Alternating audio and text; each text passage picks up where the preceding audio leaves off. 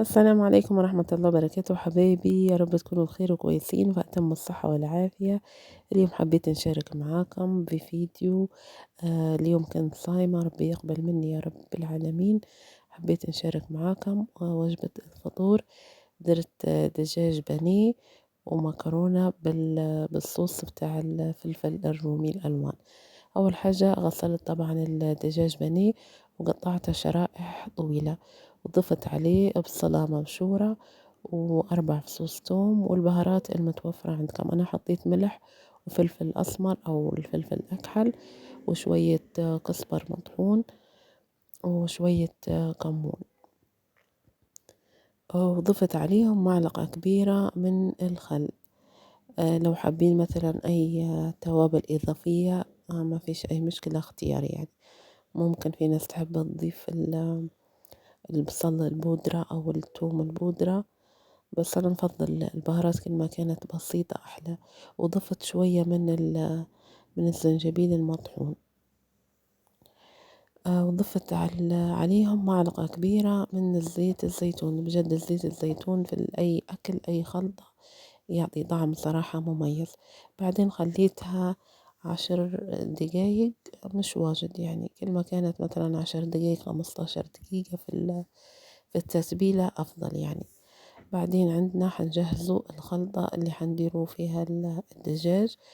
حطيت بيضة واحدة أو دحية واحدة، وضفت عليها شوية من الملح وشوية فلفل أسمر أو أكحل، وحنضيف عليها شوية من الحليب.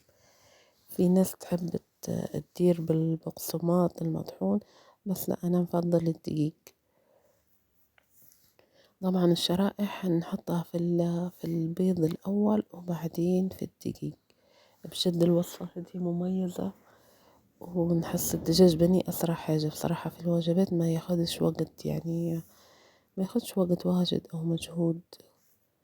نحس وجبة بسيطة وسريعة. ممكن نقدموه مع مكرونة، أنا حنقدمه مع مكرونة، وممكن مع رز لو حابين، وممكن مع السلطات، وحتى بالخبز هيك بروحه زي نظام سندوتشات يجي حلو.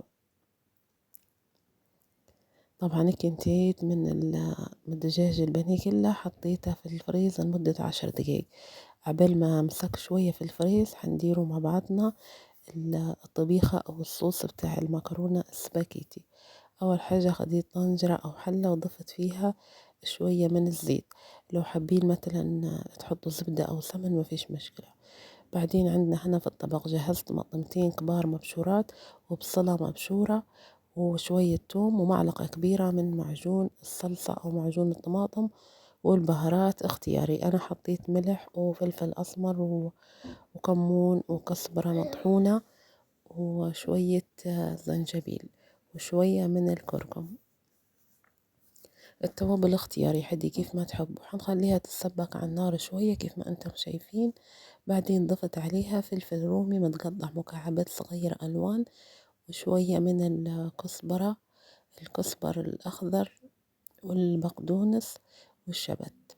قطعتهم صغير وضفتهم عليهم، بجد يعطوا طعم مش عارفة نوصف لكم الطعم. بديت الفلفل الألوان ديما في أي أكلة بصراحة يعطي طعم. بعدين حنقلبها شوية ونخليها على الغاز أو البوتاجاز لمدة 10 دقايق. لما نحس إنها سبكت وطلعت الطبيخة الزيت، حنضيف عليها مية تكون ساخنة. زي ما قلت لكم من قبل، ديما نحب نسخن مية تغلي في براد أو في البكرج اللي نقوله هي الكنكة. إنها تساعد إن الطبيخة أو أي أكلة دايرينها إنها تطبخ على النار بسرعة يعني، ما تاخدش وقت أو مجهود. طبعا أنا ضفت المية وقلبت كلها مع بعضها. حنخليها لمدة ممكن 15 دقيقة. آه، مش واجد يعني، 10 دقايق ل15 دقيقة. بجد المكرونة هذه ديما ندير فيها يعني، مش أول مرة. بجد حلوة طعمها بصراحة. طبعا عندنا هنا سلقة مكرونة سباكيتي. في المية حطيت شوية كركم وشوية زيت وشوية ملح وفلفل أسمر.